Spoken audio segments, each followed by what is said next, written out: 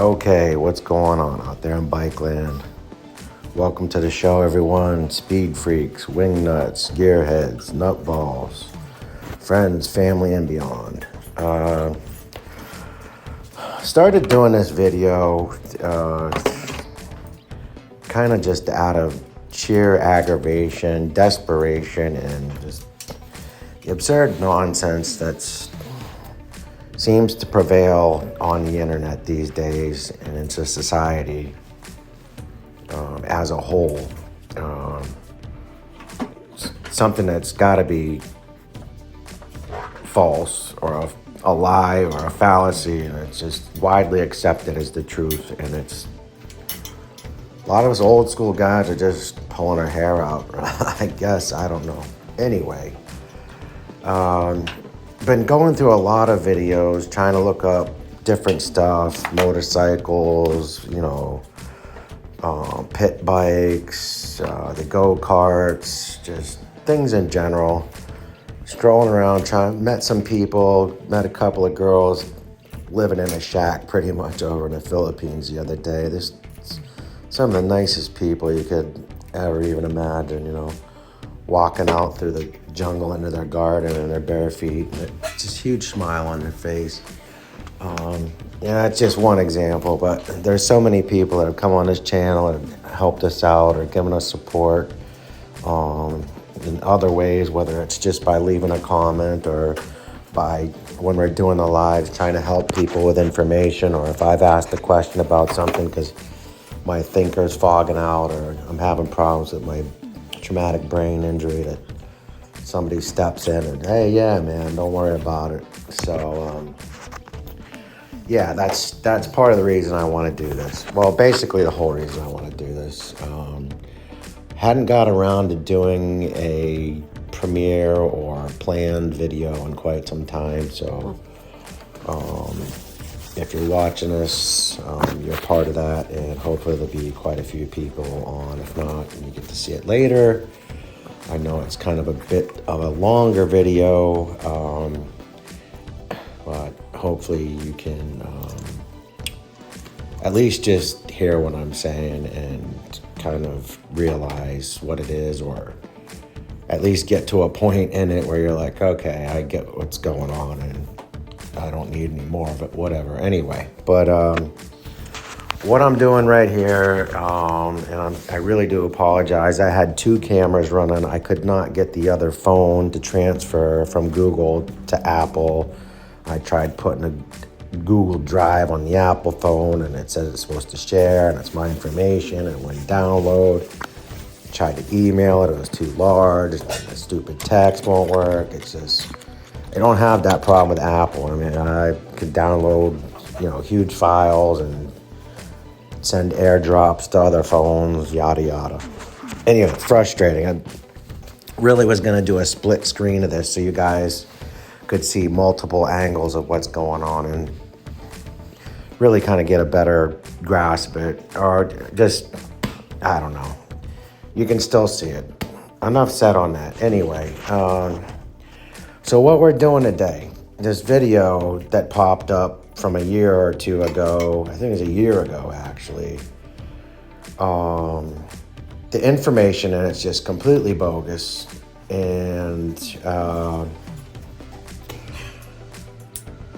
just the thumbnail alone was enough to piss me off. And then when I started looking at it, and it's, again, somebody that has come on this show and acted a fool, and I shouldn't even bother wasting my time with this, but I'm to the point where, like, no, you need to have the right information. There's no other way around it, There's the right way and the wrong way. There's no 5 different freaking genders. Killing a baby is not abortion, it's murder. Just basic common sense. Whatever. I don't know, maybe that's my opinion, but who cares? We've all got a belly button, right? Before I get sidetracked on some random tangent,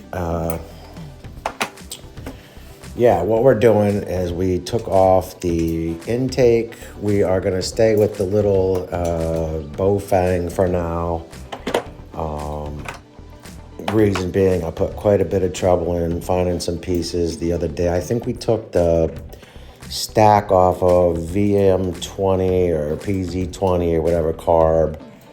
I had given the actual filter, I think, to my dad, put that on his moped. And so, well, the neck and the filter, but I had the plug for the back that actually holds that onto the carb. And so I formed that together with the rest of it and kind of made like a little, what am I trying to say? I forgot the name of it the other day too, and somebody on the channel was like, yeah, that's what you're talking about. So, but what we're trying to do is help the intake out a little bit with that. Somebody will probably get into the text, or somebody's probably in the chat saying what it is right now anyway. Anyhow, that being said, you can see I'm playing with the reed. We took like I said, we took the regular intake off. We got that out of the way. It was quite a pain in the rear. One of the bolts or stud was actually in there really hard, and I had to double nut it to take it out. But we got that off, inspected the reed box. If you go into my videos on the playlist under how to build a reed and you follow that step by step, pretty much what was left over when I took that off was the remainder of that, and it was basically ready to go. If you do something right, you might have to, like painting a wall, you might miss a tiny little spot, touch that little holiday, and you're good to go. So I think we ended up putting just a little bit of Permatex. I used the copper on this. Could have used the ultra gray, but copper I had sitting right next to me, and it should work out as far as gasoline resistance, whatever else too. So took me a couple of times to try to just match up another gasket. There was one on the cylinder. I pulled a couple out of the box. They were brand new, and they were 33 millimeter, not 40 millimeter. So I dug into this container, had on the other side of the room, had both cameras up and running. You've seen me running around a couple of times and could have understood what was going on a little bit better. But we got that all kind of straightened out, so to speak. And yeah, getting it back on slowly but surely. Not only did that fight me, not only did taking one stud out fight me, but when I went to start placing the cage for the pedals, had quite a bit of a hard time because of the angle. Not that the engine isn't set properly on the bike, but just with the down tube from the seat there, it's really hard to get a screwdriver in. The side I'm working on, call that the left side. And then the right side, if you go to the other side of the bar, it just doesn't want to go. It's kind of like, eh. So you got to go the left side basically and go to your left and right screw. So I couldn't get the screw in there at first. I actually have a screwdriver that's kind of bent like a bow shape a little bit. I think I put it through one of those crazy little clutch, or not clutch, but spark plug tool you can use to spin you can use it to spin your engine over when you're putting a chain on or something on that part of it if you take out your bucking bar. Well, maybe actually you could leave the bucking bar in. But yeah, so working on that, keeping that going. I think you can see here, we're still trying to get the screws out. Like I said, that was just a pain in the rear. But again, I want to post this up so you guys can have a good chat, a good forum, get some laughs, and maybe you can rip on me a couple times, whatever. Call me slow. Yeah, and I wanted to just give a special shout out to a couple people too while I'm thinking about it. Raul Duke, I used your art for the thumbnail on this, so You're becoming famous. People are copying you. Uh, but nah, just shit. Who was it? There was a couple people that I wanted to say hi to. I can't think off the top of my head at the moment, but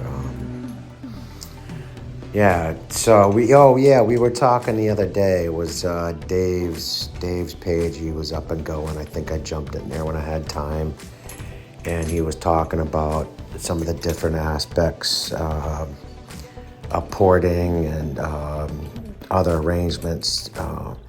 And I believe he was talking about the overall percentage on the 47cc. It's 33 millimeters, 70% for your exhaust diameter when you're doing your port timing.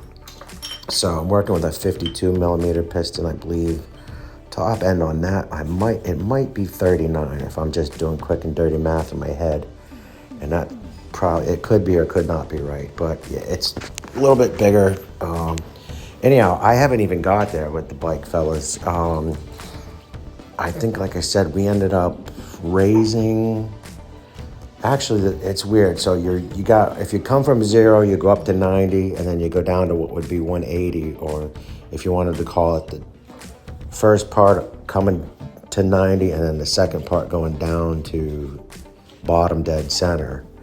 I was getting a reading coming across the first part up to like 75 degrees, and that was before going down towards bottom dead center. So I haven't even reached 90 degrees yet.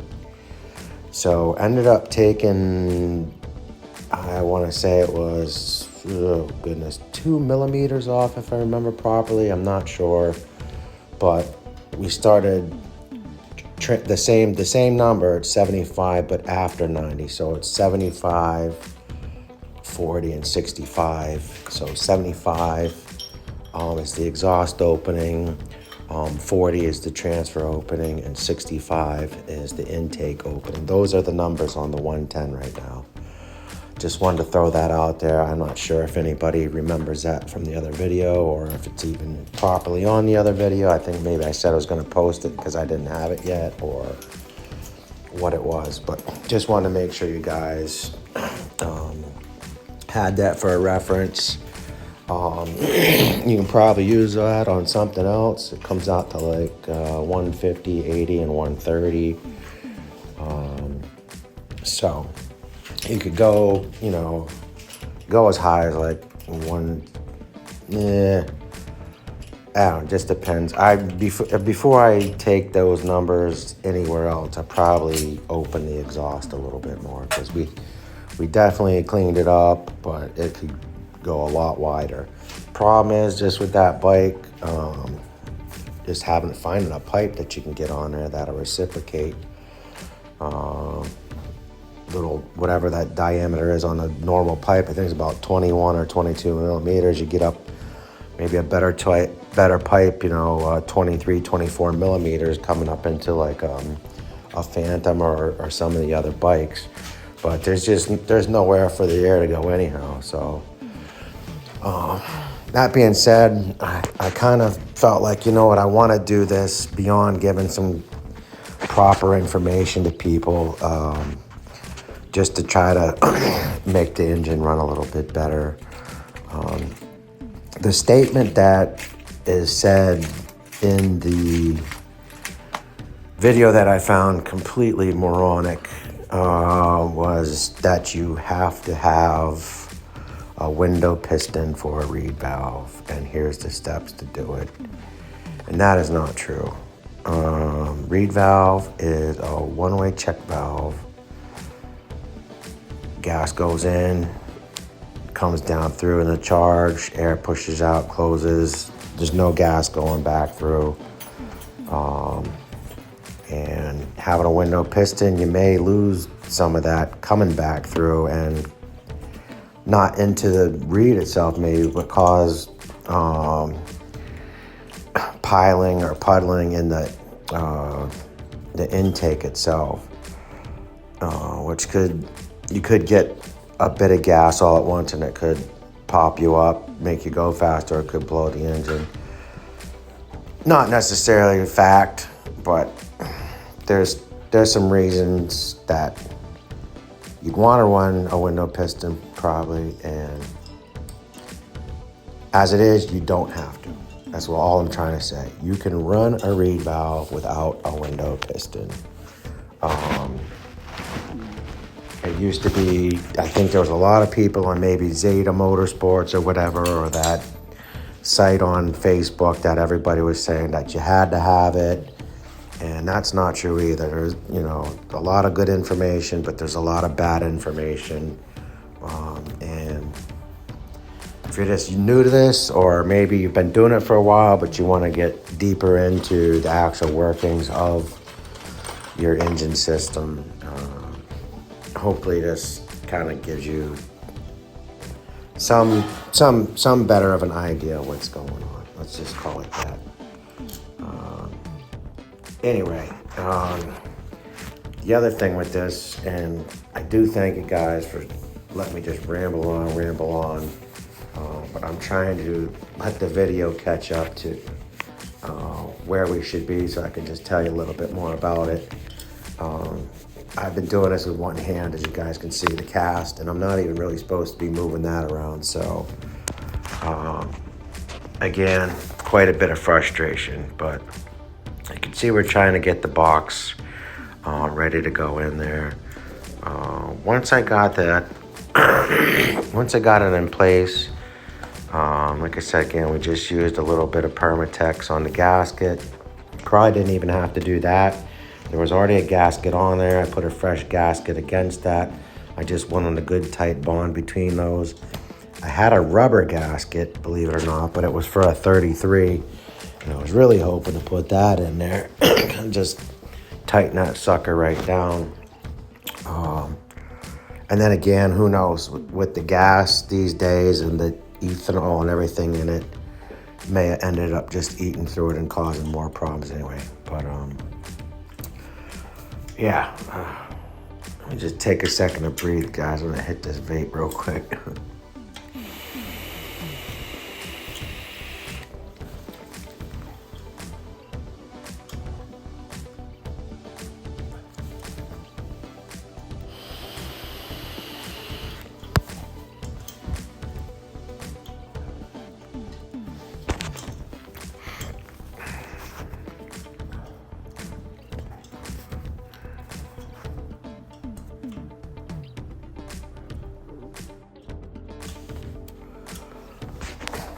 Okay, guys, I'm gonna jump back in here. As you can see, it's starting to get the box on, if you want to call it the box, or a cage for the pedals, the reed valve itself. Again, I had all kind of problems trying to get that on because of trying to do it with one hand mostly, and second, as I said before, the angle placement with the engine on the frame. But eventually we did get it in there. I did use green Loctite in there, and we just really freaking screwed those suckers down. You probably could put in a lock washer.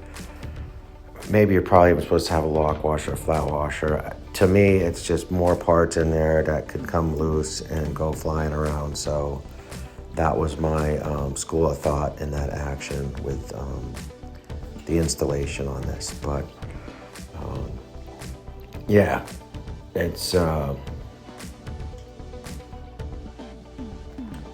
you can see probably see that screwdriver there. I think that's the one that's like bent, goes sideways back and forth. So I'm on the right side of the box trying to use that.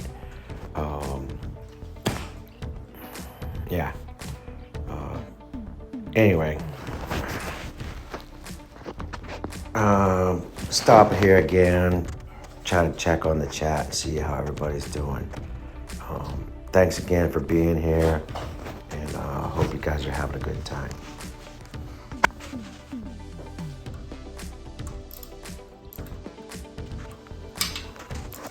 All right, again, Just want to thank everybody for being a part of the show. I'd like to welcome all the new subscribers. I'd like to thank all the longtime subscribers. Yeah, if you haven't subscribed yet, please do. Obviously, I always recommend everybody to hit the all notification bell because we do go live quite a bit. And if it's either for a ride or working in the shop, we'd love to have you be part of the show. So hit that button so you can get in there, ask your questions, or leave your comments. Yeah, we'll keep it on.